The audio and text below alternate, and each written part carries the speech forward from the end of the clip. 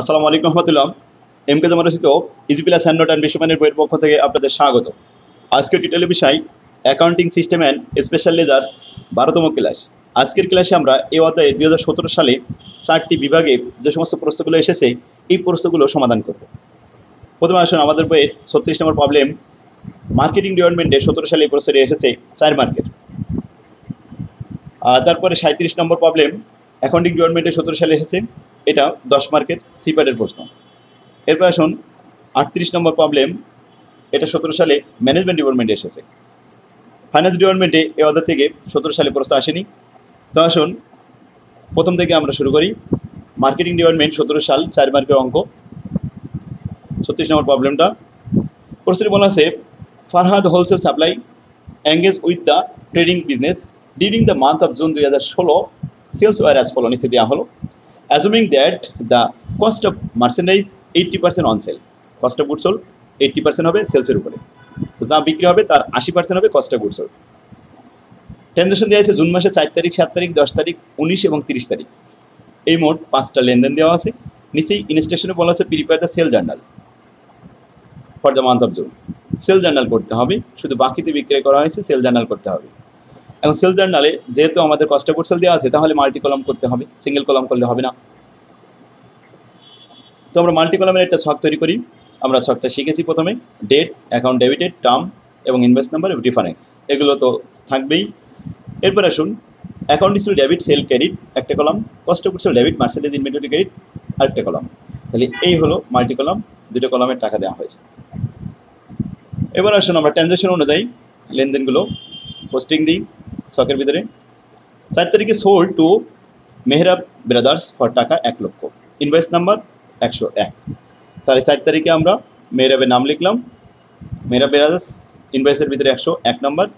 এখন receive debit sale credit 1 lakh টাকা, cost of goods sold debit merchandise credit 1 লাখের উপরে 80% গুণ করলে কত আসে?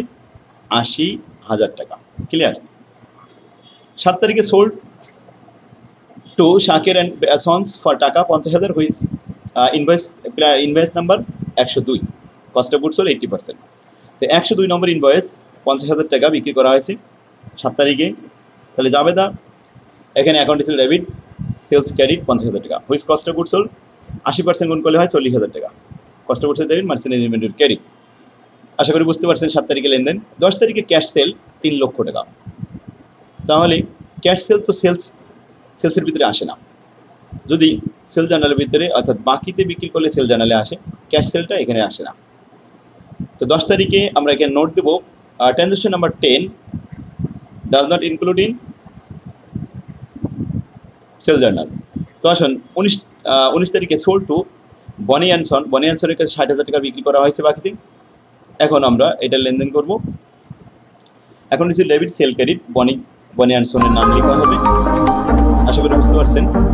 তাহলে 60,000 টাকা, এর 80% 48,000 টাকা, cost of goods sold debit merchandise credit. 30 তারিখে সোল্ড টু রানি অ্যান্ড সনের কাছে 25,000 টাকা বিক্রি করা হয়েছে। 25,000 টাকা এখানে রানি অ্যান্ড সন লেখা হয়েছে।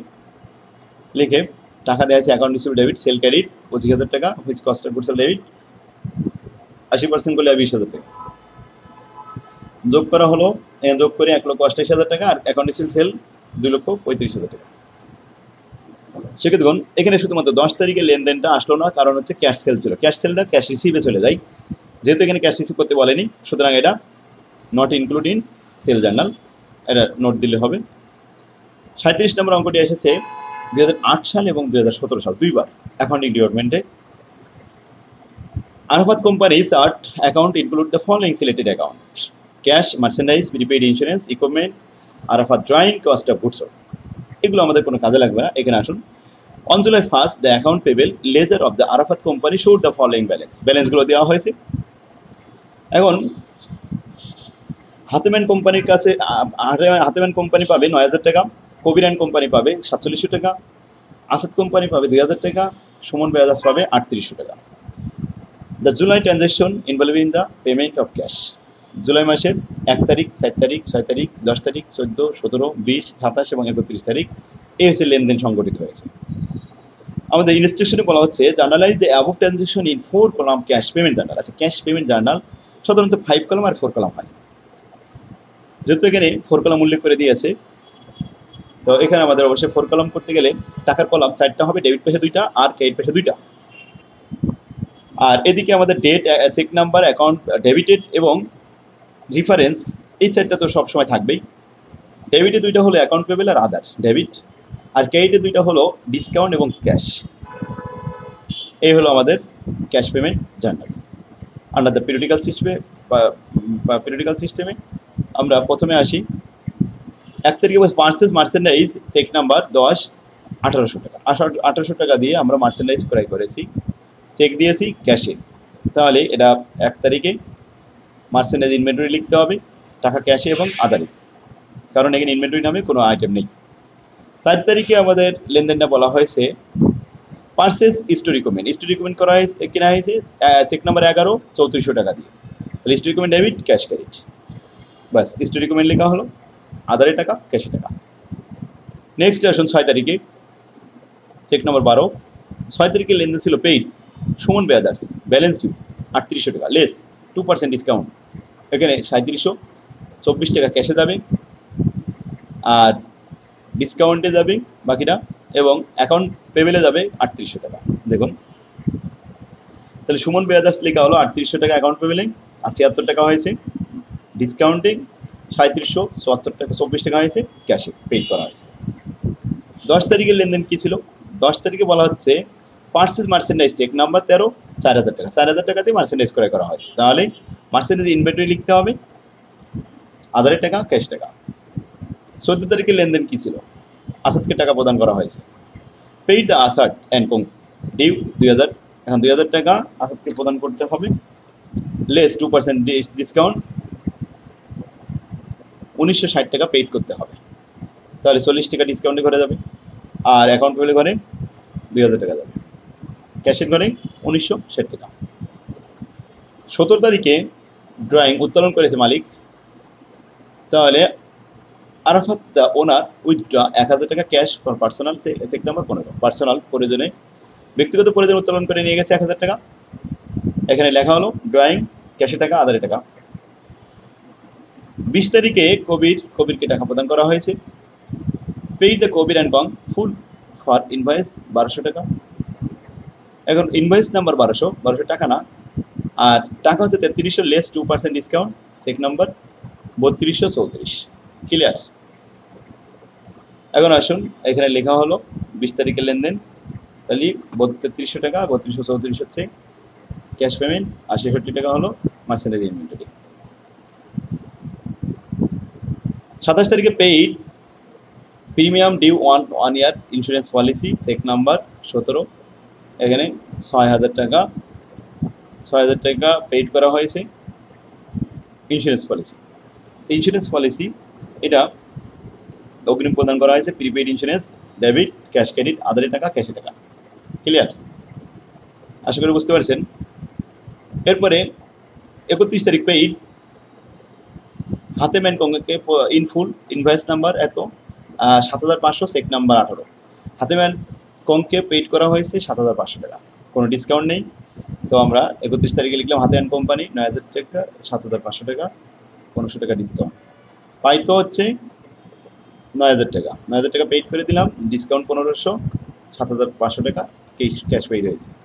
আশা করি বুঝতে পারছেন। এখন অ্যাকাউন্ট পেমেন্টটা যোগ করে 18100 টাকা পাওয়া গেছে, আদার যোগ করে 16200 টাকা, এই দুটো যোগ করলে হয় 34300 টাকা ডেবিট পাস। মার্চেন্ডাইজ ইনভেন্টরি ডিসকাউন্টের পরিমাণ 1682 টাকা, আর 32618 টাকা যোগ করলে হয় 34300 টাকা। ডেবিট পাস এবং ক্রেডিট পাস মিলে গেছে 34300, 34300 ক্রস ফুট মিলে গেল, অঙ্কটা সঠিক হয়েছে। এই ছিল আমাদের 17 সালে অ্যাকাউন্টিং ডিপার্টমেন্টের, এটা 8 সালেও এসেছিল। এবার আসুন 17 সালে ম্যানেজমেন্ট ডিপার্টমেন্টের একটা অঙ্ক এসেছিল। During June 2017 moon company had the following transaction ছিল জুনের 3 তারিখ, 6 তারিখ, 12 তারিখ, 16, 18, 21, 26 এবং 30 তারিখ, এই ছিল লেনদেন। এখন আমাদের বলা হচ্ছে prepare the cash payment journal multiple column. হ্যাঁ, multi column cash payment journal করতে হবে। তো মাল্টি কলাম করতে হলে আমাদেরকে 5 কলাম করতে হবে। 5 কলামে আমরা প্রথমে তো ডেট, অ্যাকাউন্ট, ডেবিটেড আর রেফারেন্স এই পর্যন্ত ঠিক আছে। এরপরে চেক নাম্বার নাই বলে এটা লেখা হলো না, ডেবিট পাশে 3টে কলাম, ক্রেডিট পাশে 2টে কলাম, মাল্টি কলাম হয়ে যাবে। ক্রেডিট পাশে 2টা হলো ক্যাশ ক্রেডিট, মার্চেন্ডাইজ ইনভেন্টরি অর্থাৎ ডিসকাউন্ট ক্রেডিট, আর ডেবিট পাশে হলো অ্যাকাউন্ট পেবেল, মার্চেন্ডাইজ এবং আদার অ্যাকাউন্ট ডেবিট। ওকে, এবার আসুন আমরা লেনদেনগুলো দেখি। 3 তারিখে পেইড টাকা 792 অন অ্যাকাউন্ট পেবল টু হাবিবকে দিয়েছে প্রোডাকশন নিট, এখানে বলছে নিট অফ 8 টাকা ডিসকাউন্ট, 8 টাকা ডিসকাউন্ট বাদ দিয়ে তাকে দিয়েছে 792 টাকা, তার মানে 800 টাকা হাবিব পাইতো। তো হাবিব একটা পাওনাদার, তাকে যদি আমরা প্রদান করি তাহলে অ্যাকাউন্ট পেবল লিখতে হবে হাবিবের নাম, অ্যাকাউন্ট পেবলের টাকা 800, আর ক্যাশে টাকা 792, আর ডিসকাউন্টের টাকা 8 টাকা। আশা করি বুঝতে পারছেন। এবার আসুন 6 তারিখে বলছে purchase invoice for inventory for cash, inventory কিনেছে, মজুত পণ্য কিনেছে, তাহলে ইনভেন্টরি ডেবিট ক্যাশ ক্রেডিট। এখন এই 6 তারিখে আমরা কোথায় কোথায় দেবো, পার্সেস লিখবো, লিখে ইনভেন্টরিতে টাকা ক্যাশে টাকা। 12 তারিখে পেইড 375 টাকা ফর সাপ্লাইজ ক্রয় করে 375 টাকা পেইড করেছে, তাহলে আমরা এটা সাপ্লাইজ লিখবো, লিখে ক্যাশে টাকা আদারে টাকা। Clear.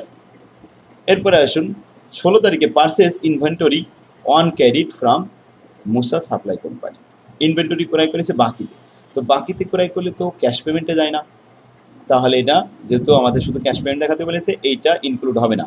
Transaction number 16 not include in cash payment journal, 16 তারিখে লেনদেনটা ইনক্লুডিং হবে না, আমরা লিখতে পারলাম না। 18 তারিখে বলছে পেইড টাকা 8062 অন অ্যাকাউন্ট মিজান, এখন Mizan associated there was no discount, সেখানে কোনো ডিসকাউন্ট পাবে না, তাহলে মিজানের নাম লিখলাম মিজান অ্যাসোসিয়েটেড, এখানে অ্যাকাউন্ট পেবলের টাকা এবং ক্যাশে টাকা। ক্লিয়ার, 8062 টাকা। নেক্সট বলছে পার্সেস ফার্নিচার ফর ক্যাশ, নগদে ক্রয় করা হয়েছে, পেমেন্টে চলে যাবে, তাহলে ফার্নিচার লিখতে হবে, আদারের টাকা ক্যাশে টাকা। ক্লিয়ার। 21 তারিখ সবাই বুঝতে পারছে আশা করি। 26 তারিখে বলছে পেইড 3910 টাকা on account to alpha software company, discount 90 টাকা। দেখুন 3910, তার মানে এখানে 4000 টাকা ছিল, 4000 টাকা তো পেইড করেছে 3910 টাকা, আর ডিসকাউন্ট হচ্ছে 90 টাকা। 26 তারিখে আলফা সফটওয়্যার লিখলাম, লিখে টাকা কোথায় কোথায়, অ্যাকাউন্ট পেবেলে 4000, ডিসকাউন্টে 90 টাকা, আর ক্যাশে 3910 টাকা। এরপরে আসুন made semi annually interest payment 800 টাকা on long term account payable, তাহলে এটা আমাদের চলে আসলো 30 তারিখ ইন্টারেস্ট পেমেন্ট 800 টাকা ক্যাশে এবং আদারে। ফুড যোগ করা হলো, 3টা যোগ করে debit pass cross food, credit পাশে 2টা যোগ করে ক্রস ফুড, মিলে গেল, ডেবিট ক্রেডিট মিলে গেল, অঙ্ক সঠিক হলো। এই ছিল আমাদের লেনদেন। 16 তারিখের অবশ্যই নোটটা দেওয়া হয়েছে। শিক্ষার্থীগণ, তাহলে আজকের ক্লাস আমাদের শেষ হলো। 17 সাল সব কমপ্লিট। আগামী ক্লাস দেখার জন্য আহ্বান হলো, আগামী ক্লাসে 18 সালের প্রশ্নগুলো সমাধান করা হবে। আমাদের বই থেকে আপনারা এগুলো প্র্যাকটিস করেন। শিক্ষার্থীগণ, ভালো রেজাল্টের জন্য একটা ভালো বই দরকার, কারণ একটা ভালো বই এখন শিক্ষকের মতো ভূমিকা রাখে। আপনার কাছে যে বই থাকুক না কেন, ভালো রেজাল্ট করার জন্য আপনি আরেকটা ভালো বই সংগ্রহ করুন, মাত্র কয়েক টাকার জন্য। এটা রেজাল্ট ভালো করার জন্য আপনি অবশ্যই, আমার মনে হয় উচিত আপনার একটা ভালো বই সংগ্রহ করা। আমার বইটা সংগ্রহ করার জন্য স্ক্রিনে যে নাম্বারটি আছে, নাম্বারে যোগাযোগ করে আমাদের অফিস থেকে সরাসরি নিলে আপনার উপকার হবে। তো আজকের ক্লাস আমাদের শেষ হলো। আল্লাহ হাফেজ, আসসালামু আলাইকুম রহমতুল্লাহ।